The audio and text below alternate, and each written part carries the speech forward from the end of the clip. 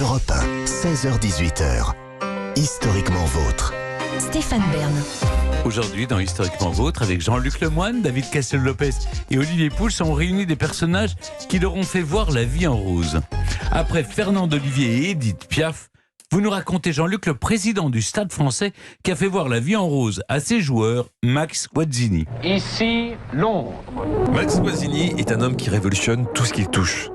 C'est grâce à lui que la FM a pu se développer en France dans les années 80, à tel point que Énergie, la station qu'il a dirigée, était dans les années 2000 la radio la plus écoutée. Et ça, Max voulait que ça se sache. Oui, autant le mettre dans un jingle pour bien faire passer l'info.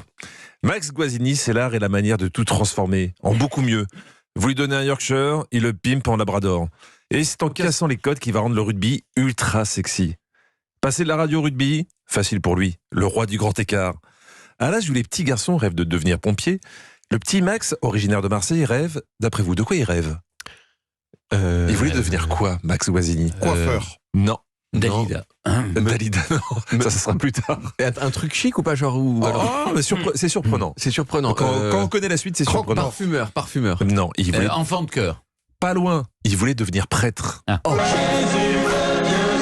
Max ne veut aller que dans des écoles catholiques. Finalement, il abandonnera l'idée car c'est une vie trop difficile et puis surtout l'abstinence, c'est pas vraiment son truc. Oui. Ouais. J'ai l'impression qu'il y a des dossiers autour de la table. Sur Paris, il commence des études de philo et de droit pour opérer un virage à 180 degrés en devenant chanteur. Nous sommes en 1974 et un soir où il sort, il est repéré par Orlando, qui est plus impressionné par son physique que par sa voix. Mais il va quand même le produire, sous le nom de Manuel Guazzi. Amoureux, je suis amoureux d'elle. J'en rêve la nuit, pour elle j'oublie tout. Malheureusement, malgré les textes de Pascal Sevran et le soutien de Dalida qu'il impose sur tous les plateaux, le public ne tombe pas vraiment amoureux de ce titre. Il laisse tomber la chanson et devient alors l'impresario de Dalida.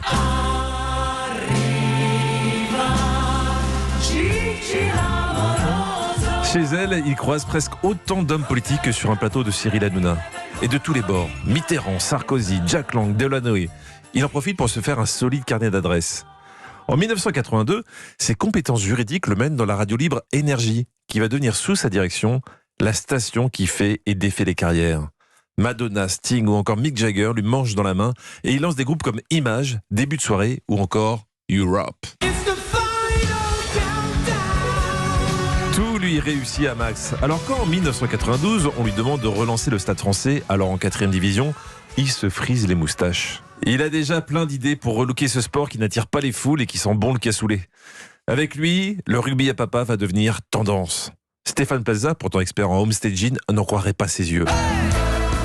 Max met la musique à fond, va chercher Bernard Laporte, lui enlève son vieux survêt et lui met un costard-cravate. Ensuite, il les sélectionne de la graine de champion.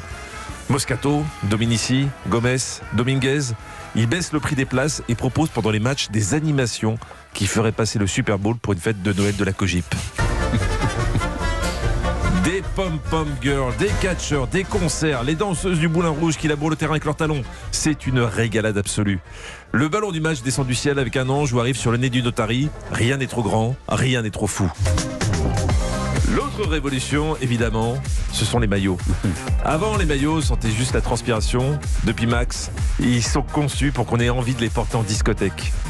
En 2005, à Perpignan, l'équipe de Dominici rentre en maillot rose, sous les yeux médusés du public qui leur réserve un accueil vraiment charmant, comme le dirait ironiquement Jérôme Filleul. Un flot d'injures qui émet des suppositions sur l'orientation sexuelle des joueurs et que je m'abstiendrai bien de vous répéter. Le Stade français perd de peu, mais réussit un sacré coup médiatique. Et hop, 20 000 maillots vendus. Mais alors, pourquoi du rose? Pour déconcentrer les adversaires? Pour choquer les puristes un peu trop bas de plafond? Pour rendre hommage aux 3 petits cochons? En fait, c'était tout simplement un problème de teinture. La couleur argent initialement prévue ressortait grise. Alors, Max a tenté le rose. À sa grande surprise, Adidas dit oui et les joueurs sont emballés. Si. Ils ont voté à main levée. Même s'ils avouent que ça se sentit comme des petits porcelets quand ils sont rentrés pour la première fois sur le terrain.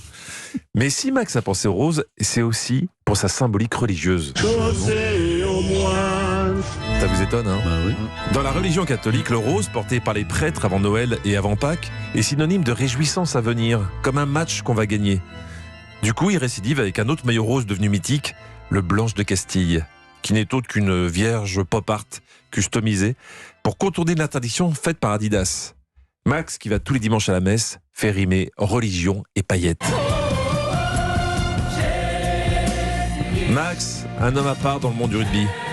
En 1997, alors que son équipe se prépare à jouer contre Bègle, il arrive très ému dans les vestiaires avec une robe de Dalida sur un mannequin. Cela fait 10 ans, jour pour jour, que la chanteuse est morte et il tient à le partager avec ses joueurs. Quand t'as été quand même élevé un peu la mamelle au terroir, quoi, tu vois, c'était quand même un peu compliqué la robe de Dalida. Et pourtant, Vincent Moscato, qu'on vient d'entendre, en garde un merveilleux souvenir, même si c'était lunaire.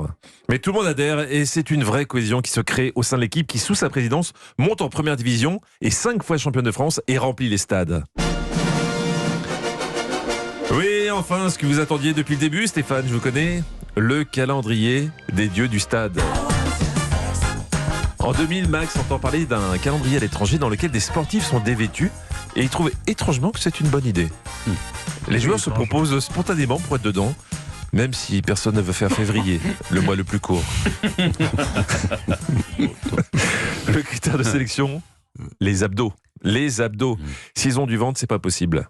Résultat, des photos très artistiques avec des rugbymen tout en muscles et des ballons qui servent de cache-sexe. Du moins dans les premières éditions. Ensuite, on a surtout eu des sexes qui servaient de cache-ballon. Aujourd'hui, le rugby garde une image branchée, même si Max est parti mettre sa magic touch ailleurs.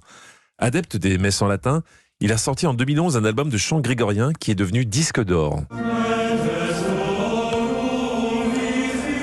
Ça manque de fun, les chants grégoriens. On peut croire que c'est pas fun, mais c'est mal connaître celui qui a inventé le catoglamme. Dans le clip, les 12 apôtres sont jeunes et sexy. Et oui, Max Guazzini n'a pas fini de nous faire voir la vie en rose. Son projet ultime, devenir moine. Vous imaginez l'ambiance dans le monastère? Non, ça c'est une blague. Non, il veut vraiment Il veut devenir vraiment moine. devenir moine. Après, la musique, oui, c'est une blague, mais Oui. Ah, je savais pas du tout.